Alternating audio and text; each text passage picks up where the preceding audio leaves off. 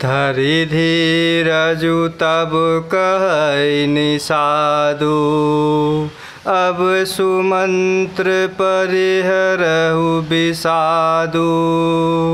तुम्हु पंडित परमारथ ज्ञाता, धरहु धीर लखि विमुख विधाता।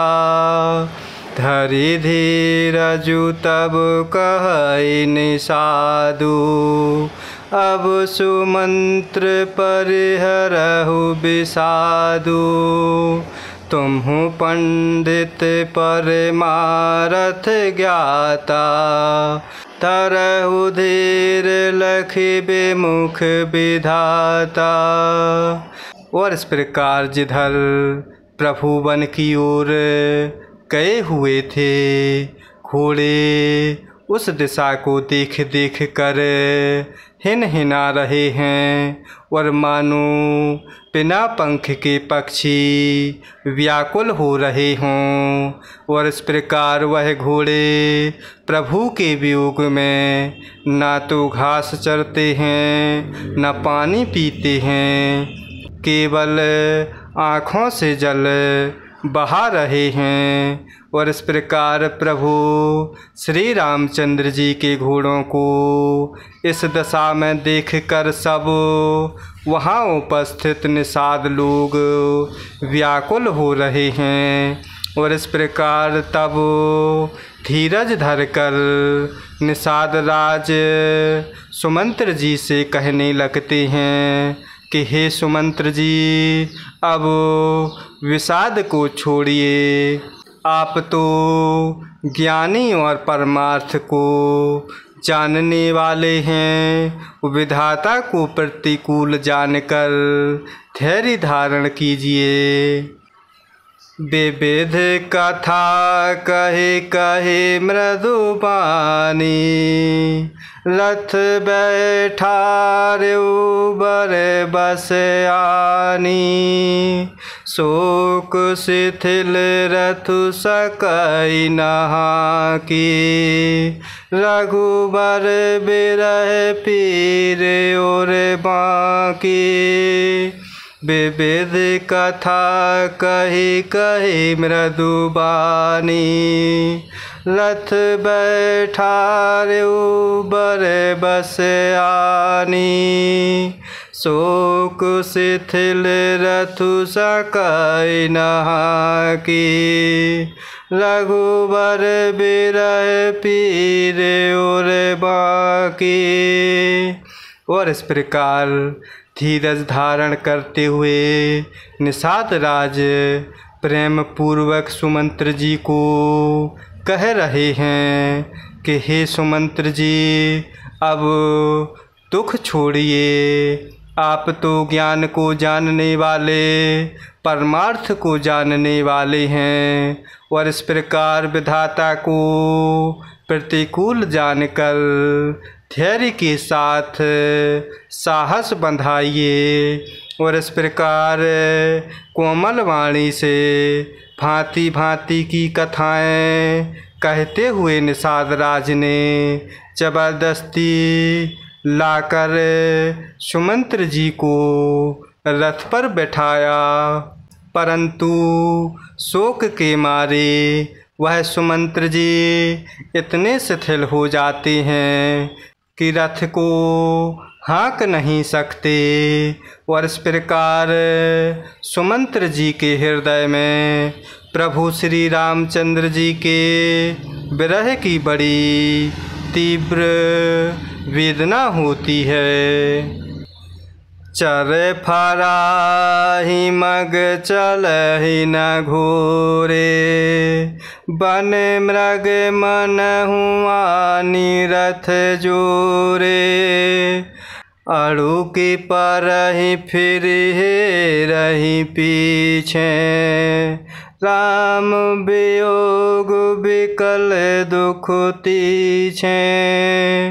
चर फराही मग चलहि न घोरे, बन मृग मनहु आनी रथ जोरे। अड़ू के परहि फिर रही पीछे। राम वियोग बिकल दुख तीछे। और इस प्रकार कोमल भरी वाणी में निषाद राज सुमंत्र जी को नाना प्रकार की कथाएं कहकर जबरदस्ती समझाते हुए सुमंत्र जी को रथ पर बिठालते हैं, परंतु शोक से व्याकुल इतने शिथिल हैं कि रथ सुमंत्र जी से हाँका नहीं जाता और उनके हृदय में प्रभु श्री रामचंद्र जी के विरह की बड़ी तीव्र वेदना होती है। और इस प्रकार घोड़े तड़फड़ाते हैं और ठीक रास्ते पर नहीं चलते, मानो जंगली पशु लाकर रथ में लगा दिए गए हों। और इस प्रकार वह प्रभु श्री रामचंद्र जी के वियोग में घोड़े कभी ठोकर खाकर गिर पड़ते हैं, कभी घूमकर पीछे की ओर देख रहे हैं। और इस प्रकार वह तीक्ष्ण दुख से व्याकुल हो रहे हैं। जो कह राम लखनु बैदेही, हिंकरि हित हे रही तेहि। बाजी बिरह गति कही किमि जाति, बिनु मनि फनिक बिकल जहि भांति।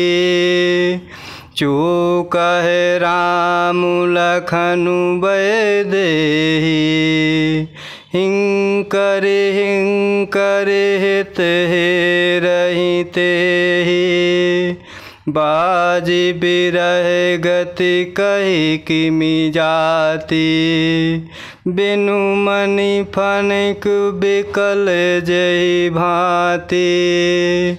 और इस प्रकार घोड़े तड़फड़ा रहे हैं, रास्ते पर ठीक नहीं चलते, मानो जंगली पशु लाकर रथ में लगा दिए हों।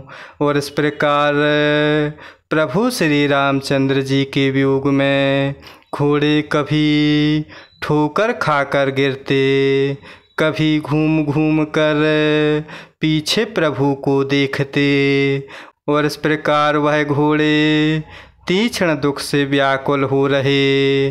जो कोई राम लक्ष्मण या जानकी का नाम ले लेता है, घोड़े हिकर कर उनकी ओर प्यार से देखने लगते हैं। और इस प्रकार घोड़ों की विरह दशा कैसे कही जा सकती है।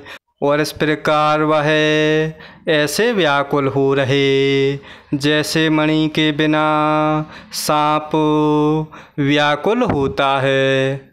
भयउ निषादु विषाद बस, देखत सचिव तुरंग।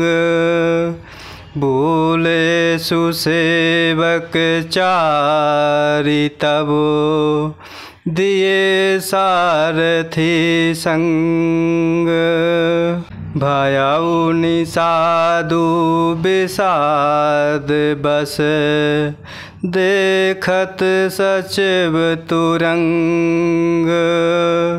बोली सुसेवक चारि तब, दिए सारथी संग। और इस प्रकार जो कोई राम लक्ष्मण या माता जानकी जी का नाम लेते हैं तो घोड़े हिकर कर उनकी ओर प्यार से देखने लगते हैं। और इस प्रकार घोड़ों की विरह दशा कैसे कही जा सकती है। और इस प्रकार वह ऐसे व्याकुल हो रहे जैसे मणि के बिना सांप व्याकुल होता है। और इस प्रकार मंत्री सुमंत्र जी और घोड़ों की यह दशा देखते हुए निषाद राज ऐसे दुख के वश में हो गए कि वह दुख कहा नहीं जा सकता। तब निषाद राज ने अपने 4 उत्तम सेवक बुलाकर सारथी के साथ कर दिए।